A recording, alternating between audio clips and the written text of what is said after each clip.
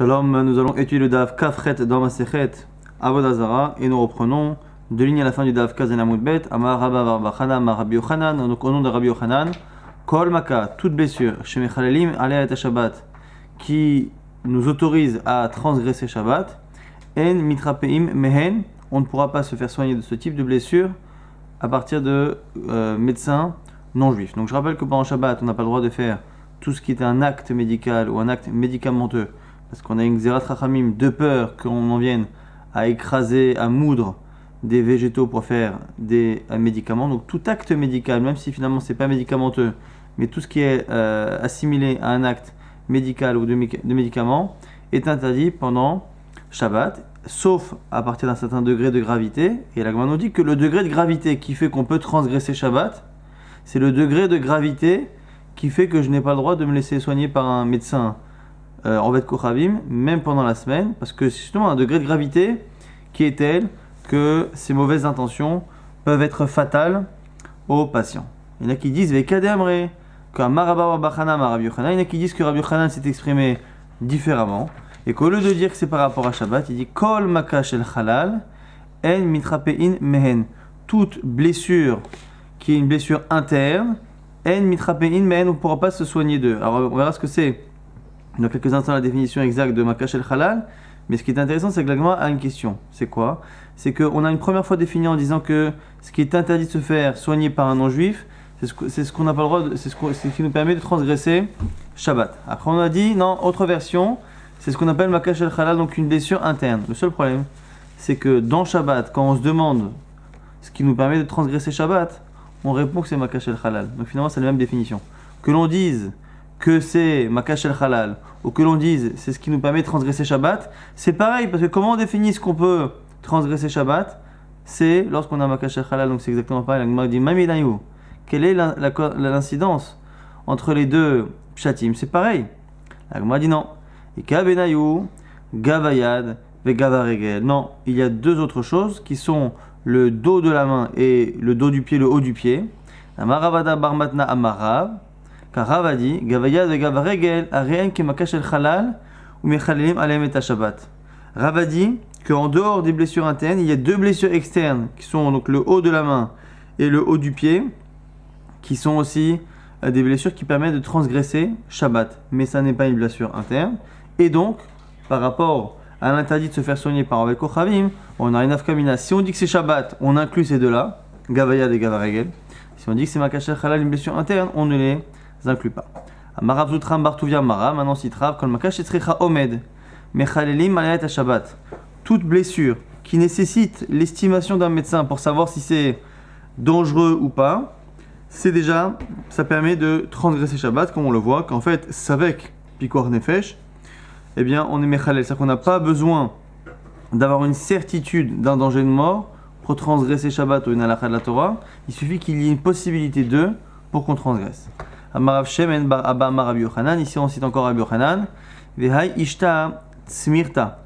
Ici on parle de Ishta Tzmirta, donc c'est une fièvre particulière qui est Maka Shel Halal Dameh. C'est comme une blessure interne ou Mechalim Aleaet Shabbat. Donc une fièvre trop importante, on estime que c'est aussi grave qu'une blessure à l'intérieur du corps et donc on est Mechalel Shabbat. Maintenant la Gemara dit Me'echan Maka Shel Halal. À partir d'où on estime que c'est l'intérieur du corps? Alors, Pirash, Rabbi Ami répond Mina Safa, Velifnim, à partir de l'intérieur de la bouche. À partir des lèvres, Safa, Velifnim est à l'intérieur.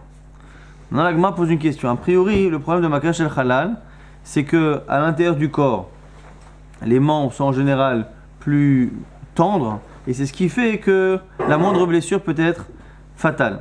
Maintenant, la Gemara se pose la question si on est à l'intérieur du corps, mais que c'est quelque chose qui est dur, la Gemara dit Rabbi Lazar pose la question. Kachev et Shinemai, les dents et les gencives. Kevan dakusheninhu, kemaka debra idamu. Est-ce que parce que ce sont des parties du corps qui sont dures, eh bien finalement peut-être que la blessure n'a pas forcément tendance à s'aggraver et à devenir dramatique. Au dilma, ou peut-être qu'on s'arrête à la définition de Rabbi Ami au sens strict, Kevan de gavai kame. À partir du moment où c'est à l'intérieur des lèvres, on a dit c'est plus à l'intérieur que les lèvres, à ce moment-là, kemaka shel halal damu, c'est considéré comme étant une blessure interne. Donc, est-ce que blessure interne, c'est vraiment au sens strict du terme, ou est-ce qu'à un moment donné, il y a des exceptions? Abaye répond à Marabaye, Tashma, viens, apprends. Achoshesh Beshinav, celui qui a mal aux dents, Lo Igmar Baen et Achometz. Il n'aura pas le droit d'avaler du vinaigre pour cette raison-là. Alors, ici, encore une fois, le vinaigre, on a le droit de le consommer, mais comme là, ici, la personne le boit ou se gargarise ou le met dans la bouche de manière non alimentaire, ça s'apparente à un acte médical et donc c'est interdit. Et ici, on nous précise que celui qui n'a pas le droit de faire ça, c'est celui qui est Choshesh Beshinav. Choshesh, on a l'impression que c'est quelqu'un, la chashash en hébreu, c'est le fait d'avoir peur de quelque chose, le fait d'être dérangé. On a l'impression qu'il n'est que dérangé. Et la Gemara veut faire un diouk. On a l'impression ici que celui qui n'a pas le droit de soigner ses dents, c'est que celui qui est dérangé. Choshesh ou Delo, Haka'iv Letuva, mais s'il a vraiment très mal, en général, les douleurs dentaires, ça peut aller très très loin, donc ça peut, si c'est très très fort, Shapir Damé. Et donc on a l'impression ici, du fait que quand on a interdit de soigner les dents, on a l'impression qu'on a fait exprès d'utiliser un verbe qui donne l'impression que la douleur n'est pas très forte. Ça sous-entendrait que si la douleur était forte, il pourrait, et donc ça voudrait dire que les dents et les gencives sont considérées comme un cache el halal et qu'on pourrait transgresser si la douleur est forte. La Gemara a dit non, c'est pas vrai. Dilma Tana echad ka'iv letuva choshesh nemi karel. Et la Gemara a dit la déduction que tu as fait sur le verbe choshesh, ka'iv, ko'ev ou choshesh, c'est pas une déduction qui est vraie. Pourquoi ? Parce que parfois les Tanaïm peuvent très bien parler de douleurs très fortes et appeler ça la chashosh, choshesh, donc c'est pas forcément une preuve. On essaie encore d'apporter une réponse. Tashma, Rabbi Yochanan chash, betzavdina. Rabbi Yochanan a eu mal aux dents. Azal et Gabadaï matronita, une histoire très intéressante. Il est parti voir une femme matronita, c'est toujours une idolâtre assez connue, importante. Avda Khamsha, ou Ma'ale Shabta, elle l'a soigné jeudi, elle l'a soigné vendredi. Amala le machar, et il lui a dit, et demain, qu'est-ce que je fais ? Demain c'est Shabbat, je ne pourrai pas revenir me faire soigner. Alors elle lui a dit, Amrale lotsrichat, tu n'auras pas besoin, ce sera bon. Alors il lui dit, oui mais itzrichna, et si j'ai besoin ? Maï. Alors du coup, lui il voulait qu'elle lui donne la recette. Donc il ne pouvait pas venir au cabinet le lendemain. D'un côté, je crois qu'elle ne pouvait pas lui préparer à l'avance, peut-être que le médicament devait se préparer le jour même. Donc il lui a dit, j'en ai besoin, j'ai besoin de la recette. Alors elle lui a dit, Ishtabali de l'homme égalite. Est-ce que tu me jures que tu ne dévoileras pas la recette ? Elle avait comme ça, elle voulait garder la mainmise sur elle voulait avoir le brevet sur la molécule. Ishtabala, il a juré. L'Elaha Israël, l'Omegalina. Au Dieu d'Israël, ou sur le Dieu d'Israël, l'Omegalina, je ne dévoilerai pas. Donc il a juré. Alors du coup, elle s'est dit, bon, il a juré sur le bon Dieu, donc ça devrait être bon. Galialé, elle lui a dévoilé. Le lendemain, pas en Shabbat, Nafak Darsha, Bepirka. Il a enseigné au shiur de Shabbat. Shiur de Shabbat, c'est à l'époque le seul moment où toute la communauté se retrouvait, puisque très souvent la semaine, on ne priait pas forcément à Beminyan. Elle m'a dit, Ishtabarla, mais attends, il a juré. Comment c'est possible ? Elle m'a dit, l'Elhad Israël Megalina, aval le'amé Israël Megalina. L'expression qu'il a dite était comprise de cette manière. Je ne le dirai pas au Dieu d'Israël, mais je peux le dire à quelqu'un d'autre, donc je peux le dire aux Juifs eux-mêmes. Elle m'a dit, attends, ça c'est halachik, mais Chilul Hashem, Chilul Hashem. Elle, entre-temps, elle a pensé qu'il a juré, et elle a vu le rabbin, pour elle, il a menti le rabbin. La Gemara est d'égaler là, mais Aikara. Réponse assez mystérieuse. Il dit, oui, non, mais il lui a dit dès le départ. C'est-à-dire que c'est pas qu'il est parti en disant je dirai pas, et que le lendemain, elle a appris qu'il avait fait la dracha. C'est que dès qu'elle l'a dévoilé, elle a dit, écoute, je suis désolé, mais je t'ai eu en fait, parce que j'ai dit, les Lakad Israël Megalina, je ne dévoilerai pas à Hachem, mais à eux, je vais les dévoiler, donc attends-toi à ce que. Alors vous allez me dire, mais quoi qu'il arrive, ça semble être abusif, donc elle dirait que le Chilul Hashem aurait été, selon l'Agma, aurait été si elle avait vraiment pensé qu'il avait vraiment juré et qu'il avait menti. À partir du moment où elle s'est rendue compte qu'il a rusé, il n'y a pas de Chilul Hashem par rapport à cela. Et on considère qu'il y aurait eu Chilul Hashem si réellement elle avait vu qu'il avait menti. Là, elle s'est rendue compte qu'elle a été naïve. En sachant que, au passage, c'est un médicament qui permet d'enlever les douleurs aux gens et éventuellement de sauver les gens si on considère que les dents peuvent être quelque chose de. On verra ici que c'est une maladie qui est très particulière et qui peut être dangereuse. Et donc, dans tous les cas, à la base, ça n'a pas forcément de sens de tolérer qu'une personne puisse bloquer un médicament chez elle, alors qu'il y a des milliers de gens qui en souffrent. L'agma, en tout cas, revient à notre sujet. L'agma dit, tu vois bien que quoi qu'il arrive, lui, il a demandé la recette pour faire le médicament pendant Shabbat. Donc, s'il le fait pendant Shabbat, c'est qu'on estime que les douleurs dentaires, c'est qu'il makash el halal et c'est mechalel Shabbat. L'agma dit, alma ke makash el halal damia, c'est peut-être une preuve que les dents, c'est bien makash el halal quand on mechalel Shabbat pour des douleurs dentaires. L'agma dit, non, c'est spécial. Amar Rav Nachman bar Yitzchak, shanit savdina, la maladie qu'il a eu, c'est spécial. Ou elomatril vape, vegomer, bibne, me'aim.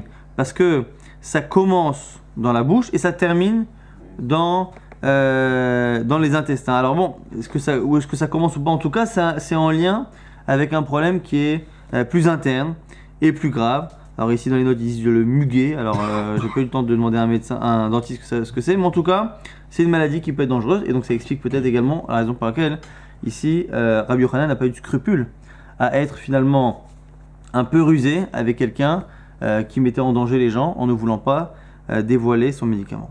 La Gemara dit au passage Maï Simane, comment on reconnaît cette maladie? La Gemara dit Ramé midé bekaché, dès que l'on met quelque chose midé bekaché sur les dents, ou maïté dema mi bédaré, et que le sang coule facilement, c'est la preuve que c'est comme ça. Donc c'est pas une simple gingivite. Mi maï have, la Gemara dit d'où ça vient. Alors étonnamment, mi krire dechite, celui qui mange des produits qui viennent du blé, donc et qui sont des produits qu'il mange de manière très fraîche, très froide. Lorsqu'il mange quelque chose qui fait à base d'orge et qu'il le mange à des températures très chaudes, et celui qui mange trop de petits poissons comme ça qui sont frits dans l'huile, les petites fritures, ça peut être problématique pour cette maladie-là. Maya Avdale, la Gemara dit alors c'est quoi la recette au final? On a fait tout ça, c'est quoi le médicament? Amarvacha berede rava. Ici on nous dit meseor.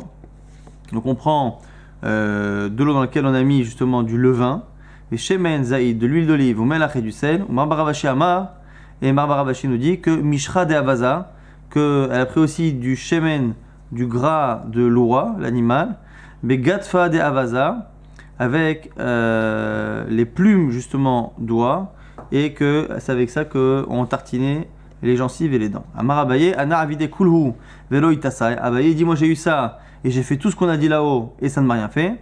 Adamali haou taya'a, jusqu'à ce que vienne me donner cette recette-là un commerçant ishmaélien, en général c'était toujours un arabe, haou taya'a. Il lui a dit quoi? Aïte kashiata des états, de l'omalu tilta. Il m'a fait prendre des graines d'olive d'une récolte qui n'a pas mûri jusqu'au tiers de ce qu'elle doit mûrir. Au klinu amara chata, et on le fait griller sur un ustensile qui est neuf, mais avec des darés, et à ce moment-là, on fait coller cette pâte-là sur les dents, et j'ai fait ainsi, et j'ai guéri. Alors, maintenant, on revient à une problématique antérieure. On a dit que normalement, on ne doit pas se faire soigner par des Ovdei Kochavim, vers Rabbi Yochanan et Chi Avidachi. Comment il s'est fait soigner? La Gemara dit on a dit que tout ce qui permet de transgresser Shabbat, on ne peut pas faire de réfoua. Et si on part du principe ici que les dents, on peut profaner Shabbat, la preuve c'est qu'il a fait la recette pendant Shabbat, eh bien normalement il n'aurait pas dû se faire soigner. Et rappelez-vous qu'elle n'a pas fait que lui donner une recette. Parce qu'on a dit à la limite donner un médicament, on peut écouter le conseil d'Ovdei Kochavim. Sauf que là il est parti la voir au cabinet jeudi, vendredi, elle l'a soigné. Et après, il lui a donné la recette qui montre qu'on peut profaner Shabbat. Et donc, ce qui me pose la question, comment pendant les 2 jours d'avant, il a pu se faire soigner par elle. La Gemara dit Adam Chashuv Shane, parce qu'il était quelqu'un de connu, quelqu'un d'important, et que l'Ovdei Kochavim ne va pas prendre le risque de tuer volontairement quelqu'un qui est connu, parce que ça pourrait lui poser des problèmes. Et la Gemara dit Rabbi Abaou d'Adam Chashuv Hava. La Gemara dit mais c'est pas vrai, parce qu'on a Rabbi Abaou, qui était aussi quelqu'un de connu à l'époque, reconnu. Quand on dit ici connu, c'est pas que chez les juifs, c'est surtout par les non-juifs, donc connu et reconnu. Et un jour, il a appelé un médecin qui s'appelle Yaakov. Yaakov, ici, c'était un mine. Donc, pour l'instant, on met dans le même groupe les minimes et les Ovdei Kochavim. Et il lui a mis une pommade sur sa jambe qui était blessée. Et si Rabbi Assi n'était pas là pour finalement lui enlever cette pommade, parce que les shakil, il aurait perdu sa jambe. Donc on voit que ce Yaakov Min lui a mis un poison sur une jambe qui était blessée. La Gemara dit des Rabbi Yochanan Rofe Mumchehava. La Gemara dit peut-être que c'est parce que là-bas Rabbi Yochanan, non seulement il était connu, mais il avait affaire à un médecin qui lui aussi était professionnel, donc il était reconnu, il ne pouvait pas prendre de risques. La Gemara dit mais des Rabbi Abaounami Rofe Mumchehava. Mais la Gemara dit mais attends, mais ce Yaakov Lamina qui est parti soigner Rabbi Abaou, c'était pareil. C'était lui aussi un médecin professionnel. Donc la Gemara dit les 2 critères sont là. Rabbi Abaou était aussi connu que Rabbi Yochanan, et son médecin là-bas, le mine, était aussi reconnu professionnel que celui de Rabbi Yochanan. La Gemara dit Shané Rabbi Abaou, c'est spécial Rabbi Abaou, des Moukme Mine Benafshayou, que les minimes qui s'opposent aux Bnei Israël, donc les minimes, c'est vraiment une sorte de secte qui est partie à partir de Ram Israël et qui faisait Avodah Zara, eux, ils sont plus opposés aux juifs que les Koravim. Les Koravim n'aiment pas les juifs, mais Stam, ils n'ont pas d'obsession particulière. Le mine, par contre, il est capable de se mettre en danger, donc même s'il est professionnel, et même s'il a affaire à quelqu'un de connu, et que ça pourra lui retomber dessus, il s'en fiche, il dit exactement ce qu'a dit Shimshon, lorsque, avant de mourir, il était attaché comme ça au pilier, pendant que les Philistins qui lui avaient crevé les yeux se moquaient de lui. Il a demandé à Hachem, Zochanina, Zochanina, rappelle-toi de moi et redonne-moi ma force pendant un instant, et Tamod Nafshia im Pelishim, et que je meure avec les Philistins.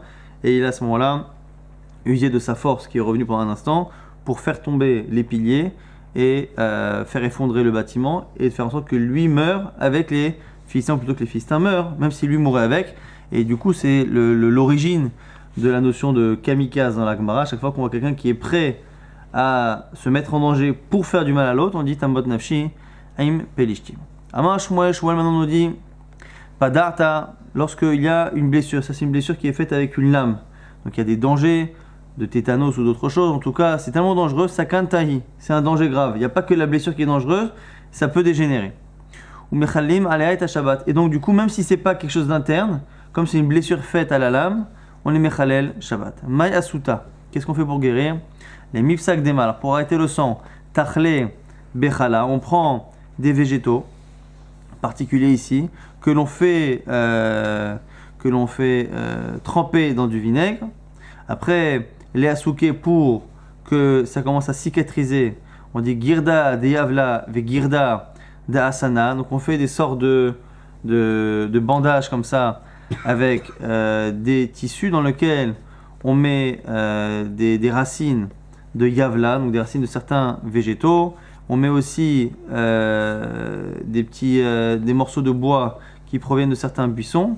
Onikra, mikilkata, ou sinon on prend des vers qu'il y a dans les graines que l'on donne aux poules et aux coqs. Bon. Amara Safra, Aïn Beta. Maintenant, autre refoua. Alors ici, on va passer là sur quelques lignes, quelques amoudim de refouot. Alors, c'est assez compliqué techniquement, il y a beaucoup de mots compliqués. Après, dans la manière aussi de faire, c'est un peu bizarre. Après, autre chose, quel est l'intérêt de la Gemara de rapporter ces refouot? Il y en a qui disent qu'en général, il y a toujours des choses cachées derrière cela, parce que ici, il n'y a pas forcément d'alakha. À la limite, quand on me dit ça, c'est dangereux.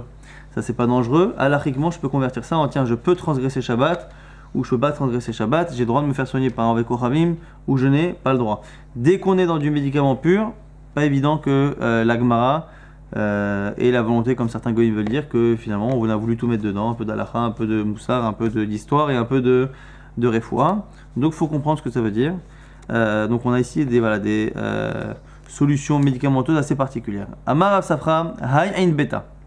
Oui, bêta ici c'est une sorte de gros pustule, un gros bouton qui sort comme ça. On appelle ça Ein Beta. Ein Beta c'est un arbre, c'est un raisin. Est-ce que ça ressemble à un raisin? Alors la Gemara nous dit Barvanka de Malacha de Motahi. C'est un envoyé de l'ange de la mort. En gros, si on reconnaît ce Ein Beta, il y en a certains qui, quand ça a la forme comme ça d'un raisin, c'est quelque chose qui peut être mortel. Maya Suta, comment le guérir? Alors on dit Tigna Bedoufcha. On prend une plante qu'on appelle Tigna ici et on la met dans le miel. Au Carpessa Betilia, où on prend du carpas, du céleri et on le met dans une sorte de vin. Tilia, c'est une sorte de vin très fort. On le laisse quelques jours dedans. La une bêta barmina. Et pendant ce temps-là, on apporte un raisin du même type que le raisin qu'on a sur la peau, puisqu'on l'appelait Ain Beta, donc c'est un raisin. Donc c'est quoi? La Gemara dit, on le met dessus, Chivarta les Chivarte. Donc si c'est un bouton blanc, il faudra mettre un raisin blanc. Veukmate, Léukamte. Si par contre c'est un raisin noir qu'on a sur la peau, il faudra amener un raisin noir. Amarava Hai Simta. Ici Simta pour le coup c'est vraiment un pustule, donc avec du pu, là c'est moins grave. Par 24 des Ishtahi. Il dit ça, en général c'est le signe d'une fièvre, d'une infection et donc d'une fièvre. Maya Suta, comment on guérit cela? Alors, il m'a dit, on donne des coups avec le doigt, comme ça on en donne shitin, 60 avec le doigt. L'ikresh tiva erev. Après, on découpe le bouton comme ça, shtiva erev, en long et en large. Anémilé delo chivar reché, la Gemara dit ça, c'est quand le haut du pustule n'est pas devenu blanc. Aval chivar reché, s'il est devenu blanc, l'itlan bas, ça veut dire qu'en gros, ça s'est soigné tout seul et qu'il n'y a pas de nécessité à l'ouvrir. Rabbi Yaakov, chaj bifikra. Rabbi Yaakov a eu ce qu'on appelle pikra. Alors, pikra, c'est tout ce qui est une fente. Et les commentaires disent que c'est au niveau du bas du corps. Donc, plus ou moins, ça revient à une fissure anale. Aurélé Rabbi Ami, Aurélé Rabbi Assi, Aurélé, il y en a qui disent que c'est Rabbi Ami qui lui a donné la solution, il y en a qui disent que c'est Rabbi Assi. Laïte shav bine ahala tolana. Il faut amener 7 graines de ahala. Ahala, si c'est l'aloe, comme l'aloe vera. Et il faut qu'il mette toutes ces graines-là dans un tissu qui vient d'un betsavar, le col d'une tunique. Il faut qu'il mette dedans les graines. Et l'écrire, il avait nira barka. Et il faut qu'il mette autour, qu'il ferme tout ça avec des poils d'animal. Vetamichle benafta chivara. Il faut qu'il mette après dessus une sorte de goudron comme ça blanc. Velikle, et il va faire brûler tout ça. Ou badale ailave. Et après la cendre qui vient de tout ça, il le mettra sur la plaie. Adechivachi, il a été kacheta de asana. Et entre temps, il faut qu'il amène des graines d'un certain buisson. Ici asana c'est un séné. Linar pik'a leade pik'a. Et il faut qu'il mette la fente de la graine à l'endroit de la plaie de la fissure anale. Ve'anemile pik'a ila'a. Pik'a tata'a ma. La Gemara dit ça, c'est lorsque la fissure est dans la partie supérieure. Quand c'est dans la partie inférieure, on fait quoi? La Gemara dit laïté tarba de tsafirta de loïftar. Il faut amener ici la graisse d'une chèvre qui n'a jamais enfanté. C'est comme ça compliqué. Veli pachar. Et il faut faire tiédir cette graisse comme ça au feu pour pas qu'elle soit dure. Veli jdébé. Et il faut l'appliquer sur la fameuse fissure anale dans la partie inférieure ici, parce que c'est la partie inférieure qui est blessée. Veilo, sinon, si on n'a pas ça, laïté tlat tarfa kara de miyapche betula. Il faut apporter 3 feuilles de courge qui ont séché à l'ombre. Velikle, velibadar il avait.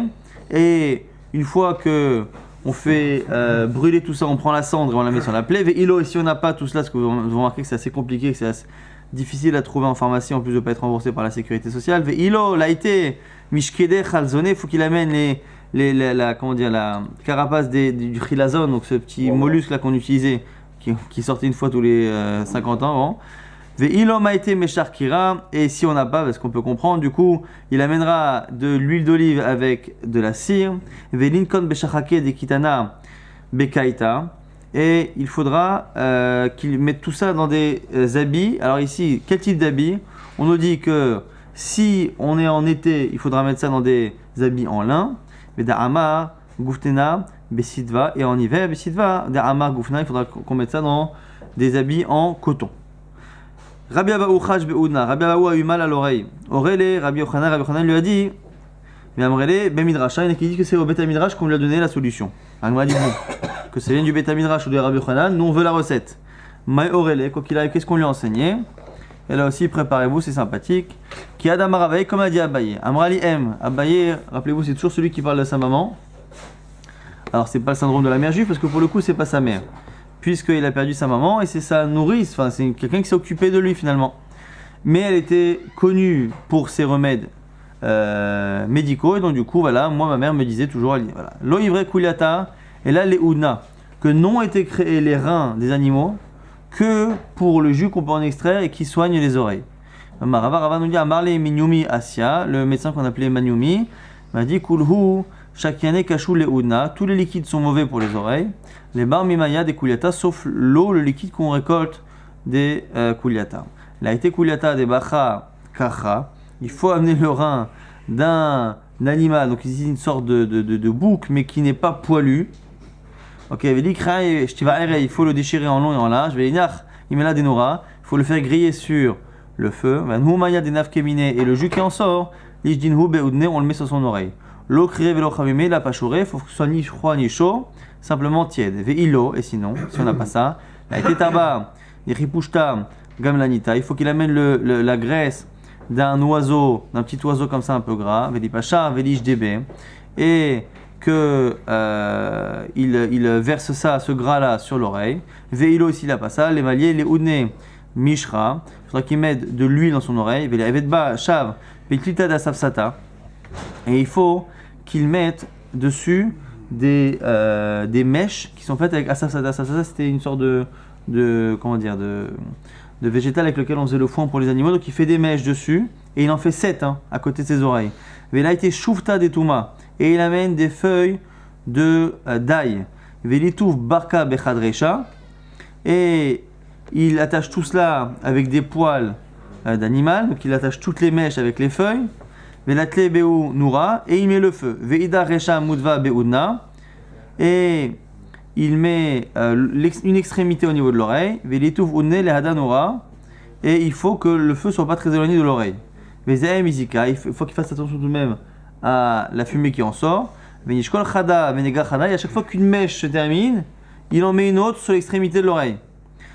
Alors ça ressemble un peu, il y a des bougies d'oreille qui se vendent pour ceux qui ont des fois des, vous savez, dans des magasins un peu bizarres, pour ceux qui ont des otites séreuses, ils vendent des sortes de bougies d'oreille, un truc comme ça un peu bizarre.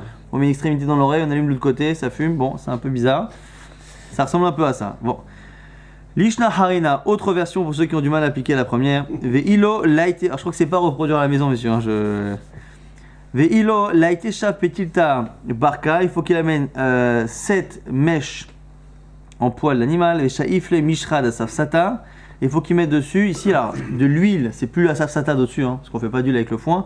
Ici, la safsata en général, c'est le shemen afarsemon, donc c'est l'huile qui fait à base du fruit, le kaki. Pareil, un côté le feu, de l'autre côté l'oreille. Et à chaque fois qu'on termine une mèche, on en met une autre. Faire attention au feu.